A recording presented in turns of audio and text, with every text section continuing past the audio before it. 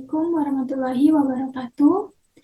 Perkenalkan, nama saya Salma Majid Alfarosa dengan NIM G00204038. Pada kesempatan kali ini, saya akan mempresentasikan mengenai laporan anatomi di blok 2.1, yaitu blok sistem genito-uropoetika dan reproduksi. Nah, dimulai dari yang pertama, yaitu terkait dengan organ genitalia pria. Nah, jelaskan secara runtut mekanisme ereksi dan juga ejakulasi. Jadi, untuk pertama ini yang akan saya bahas terlebih dahulu, yaitu terkait dengan ereksi. Nah, ereksi ini secara singkat akan melibatkan serabut saraf parasimpatis. Nah, bagaimana sih mekanisme atau prosesnya? Jadi, dimulai dari yang pertama, yaitu munculnya stimulus seksual yang berasal dari jada supraspinal yang dihasilkan dari SSP atau sistem saraf pusat, yaitu pada hipotalamus dan juga pada hipokampus. Nah, setelah stimulus seksual itu muncul, maka selanjutnya impuls itu akan diterima oleh reseptor aferen. Nah, reseptor aferen di sini adalah nervus dorsalis penis yang kemudian akan dibawa ke efektor melalui segmen sakral 2 sampai dengan 4. Nah, setelah itu, kemudian impuls akan sampai ke eferen oleh sebuah nervus, yaitu nervus erigentes. Nah, nervus erigentes ini merupakan serabut saraf parasimpatis. Karena diterima oleh serabut saraf parasimpatis, maka ini akan menghasilkan beberapa efek, yaitu berupa relaksasi pada otot polos pada corpus cavernosus penis. Nah, karena adanya relaksasi ini, maka akan menyebabkan dilatasi pada arteri helicinae atau arteri yang memvaskularisasi penis. Nah, adanya dilatasi dari arteri helicinae ini, maka darah nanti akan masuk untuk mengisi cavernae. Ketika darah itu akan masuk untuk mengisi cavernae, tunica albuginea itu akan menjadi meregang. Nah, meregangnya tunica albuginea ini menyebabkan vena-vena yang menembus di tunica albuginea itu menjadi terjepit. Sehingga ketika venanya terjepit, aliran keluar dari jaringan erektil ini juga akan terhambat. Sehingga nanti akan menyebabkan pertambahan pada panjang dan juga diameter penis. Sehingga dengan demikian proses ereksi akan berlangsung. Kemudian bagaimana sih dengan proses dari ejakulasi? Nah, ejakulasi sendiri itu dibagi menjadi dua proses, yaitu yang pertama adalah emisi dan yang kedua itu adalah ejakulasi. Nah, emisi sendiri itu merupakan substansi ejakulasi yang awalnya asalnya dari organ genitalia maskulina interna menuju pada ostium ductus ejaculatorius pada uretra yang pas prostatika. Nah, setelah itu tuh baru dilanjutkan ke tahap yang kedua, yaitu tahap ejakulasi, yaitu substansi ejakulasi di mana cairan semen itu akan keluar dari OUE atau ostium uretra externum. Nah, terus gimana sih detail dari mekanisme ejakulasi? Nah, sama seperti pada ereksi, awal mula dari ejakulasi ini adalah impuls seksual. Nah, akan tetapi perbedaannya kalau ereksi itu serabut saraf parasimpatis, tapi untuk ejakulasi ini kita menggunakan serabut saraf simpatis. Jadi, impuls yang diterima nanti akan diterima oleh aferen, yaitu nervus pudendus centrum yang nanti akan dibawa ke efektor melalui segmen bukan sakral 2 sampai 4, tapi segmennya itu adalah lumbar 1 sampai 3 serabut simpatis. Itu. Nah, kemudian saat proses emisi tadi, yaitu saat substansi ejakulasi dari OGM interna sampai dengan ostium ductus ejaculatorius, dinding dari ductus deferens ini nanti akan berkontraksi.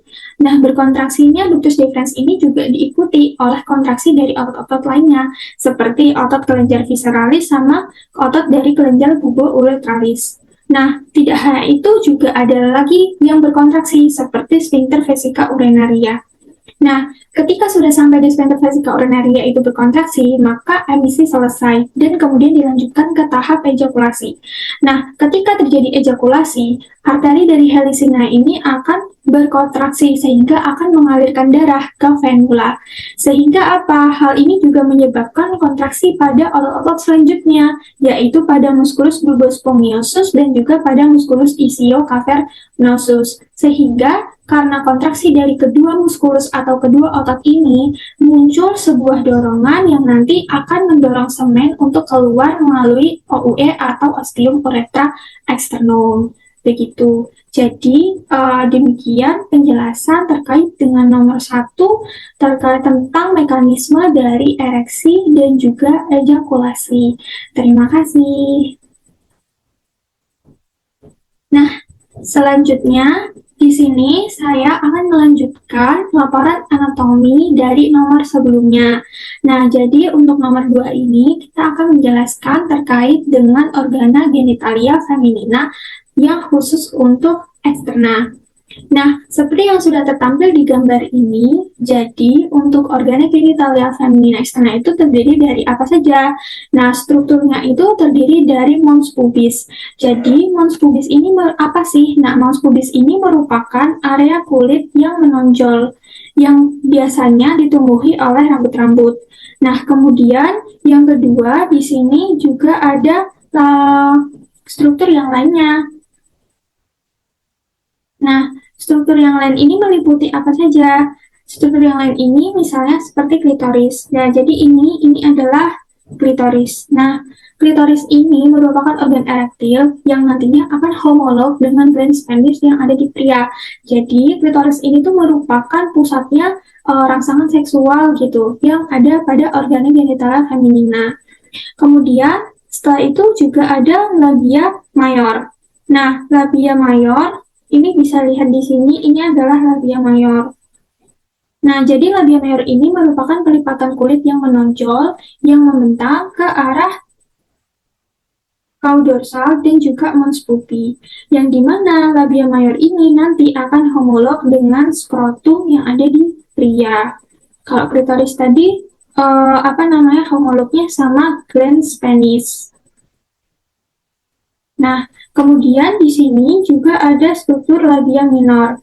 Jadi, labia minor ini adalah struktur pelipatan kulit yang dimana dia tidak mengandung lemak dan juga tidak berambut. Gitu. Nah, ini terletak di antara dua labia mayor.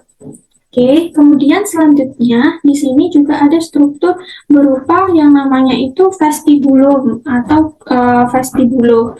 Jadi vestibulum ini merupakan ruang yang dikelilingi oleh labium minus yang menjadi muara dari ostium uretra, juga muara dari ostium vaginal, terus juga muara dari ductus glandula vestibularis del mayor dan juga minor. Nah, terus di sini ada yang namanya kelenjar vestibula mayor atau kita sebut dengan glandula Bartholin. Jadi glandula ini nanti akan homolog dengan glandula bulbo-uretralis yang ada di pria. Nah, jadi setiap glandula itu punya ductus yang akan bermuara tepat di sebelah lateral pada cekungan di antara dua labia minora. Nah, jadi pertemuan dua labia minora, dua labia mayor itu akan berkumpul di sini, yang dimana itu disebut sebagai perkumpulannya itu disebut sebagai commissura labiorum anterior et posterior. Tuh. Nah, sehingga disitulah secara singkat dan runtut tentang anatomi dari organa genitalia feminina eksterna. Selanjutnya, ternyata pada organ genitalia feminina eksterna itu terdapat yang namanya himen. Jadi, apa yang dimaksud dengan himen? Himen itu adalah selaput mukosa yang isinya itu kaya dengan pembuluh darah. Nah, pada wanita itu ada berbagai macam bentuk dari himen. Di antaranya yang pertama ini adalah bentuk anular. Gitu. Kemudian yang kedua ini bentuk cerebriform, terus ada bentuk septat himen, bentuk imperforate himen, sama bentuk parus introitus himen. Nah, untuk bentuk imperforate himen ini adalah kondisi patologis ketika himen itu tidak berlubang sehingga darah menstruasi itu tidak bisa keluar, gitu. Kemudian kita juga mengenal adanya karunkula himenalis. Jadi apa yang dimaksud dengan karunkula hymenolis? Karunkula hymenolis ini merupakan sisa-sisa himen yang udah rusak akibat dari koitus tadi, gitu. Oke, nah selanjutnya kita juga harus mengetahui terkait dengan vaskularisasinya. Jadi, GF eksterna ini ternyata divaskularisi oleh arteri pudenda interna yang merupakan cabang dari arteri perinalis, bulbo vestibuli, dorsalis clitoridis, dan juga femoralis profunda. Nah, juga divaskularisi oleh 3 vena, yaitu vena pudenda eksterna, yang merupakan cabang dari vena savena magna, kemudian ada vena dorsalis clitoridis profunda, yang merupakan cabang dari vena pudenda interna, dan vena dorsalis clitoridis superficialis yang merupakan cabang dari vena savena magna. Nah, tidak lupa juga terkait dengan inervasinya. Jadi, OGF eksterna ini diinervasi oleh dua nervus. Ya, yang pertama ini adalah nervus cavernosus clitoridis, yang dimana ini nanti fungsinya untuk ereksi, dan juga untuk nervus pudendus, yang dimana ini merupakan jenis dari saraf somatosensori. Begitu. Jadi, demikian penjelasan dari fakta anatomi yang nomor 2 terkait OGF atau organ genitalia feminina eksterna. Terima kasih.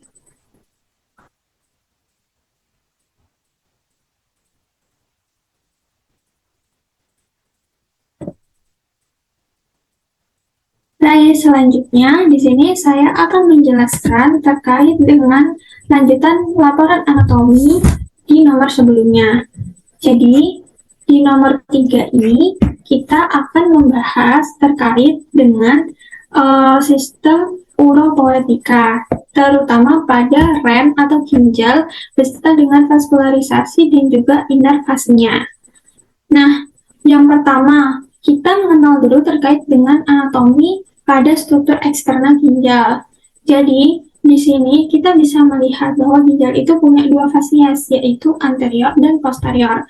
Kemudian di sini juga punya polus. Polusnya itu berupa polus superior dan juga polus inferior. Dan punya dua margo, yaitu margo lateral dan juga margo medial. Jadi, di sini ini adalah margo lateral, sedangkan ini adalah margo medial, dan ini adalah margo lateral, sedangkan yang ini adalah margo medial. Jadi, margo lateral ini bentuknya itu konveks, seperti konveks cembung ya. Ini sebelah sini margo lateral, sedangkan untuk margo medial itu bentuknya cekung. Yang dimana kita sebut di sini itu sebagai hilus renalis, yang isinya itu ternyata ada macam-macam loh isi dari margo medial ini, yaitu di antara dari sisi anterior itu diisi oleh vena renalis. Kemudian untuk media itu diisi oleh arteri renalis, sedangkan untuk posterior itu diisi oleh pelvis renalis. Jadi secara eksternal anatomi struktur dari renalis itu seperti ini. Ada fasies, kemudian ada polus, dan juga ada margo. Nah, selanjutnya kita akan beranjak ke bagian interna. Jadi ini harusnya interna. Nah, ketika ginjal itu dipotong secara melintang, maka kita akan dapatkan gambar pada struktur seperti ini. Ini pada bagian internanya. Secara keseluruhan dibagi menjadi dua bagian, yaitu cortex renalis dan juga medulla renalis. Nah, kalau kita perbesar di sini, jadi untuk bagian yang merah ini adalah korteks, sedangkan untuk bagian kuning sampai ke sini ini adalah medula. Nah, pada korteks itu terdiri dari apa saja sih?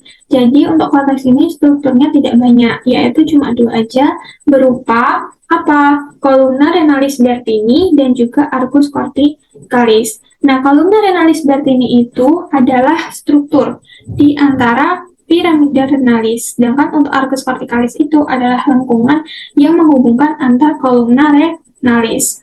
Kemudian pada medula ini strukturnya cukup banyak, di antaranya yang pertama yaitu ada paling jelas dan paling kelihatan ada piramida renalis. Ini adalah piramida renalis.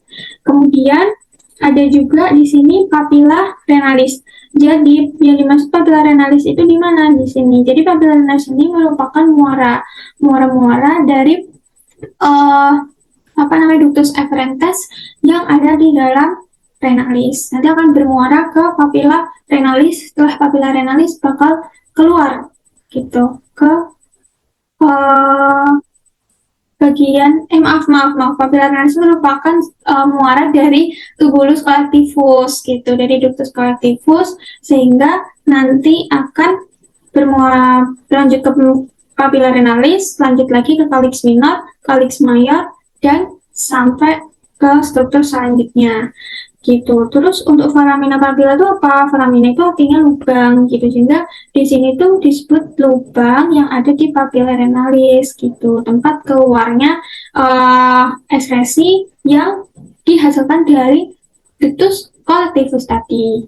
Terus calyx minor, ya calyx minor itu yang mana? Jadi calyx minor itu yang ini. Nah, kemudian untuk calyx mayor itu pastinya salahnya yang lebih besar ya. Nah, ini untuk calyx mayornya ini. Kemudian ada pelvis renalis.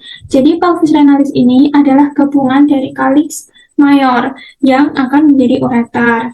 Terus di sini ada sinus renalis. Nah, sinus renalis itu disebut dengan pelebaran hilus gitu. Nah, jadi secara internal struktur dari ren itu seperti itu. Selanjutnya di sini kita bahas juga terkait dengan lapisan pembungkus ren. Jadi ada lapisan pembungkus ren dari struktur profunda ke struktur superficial.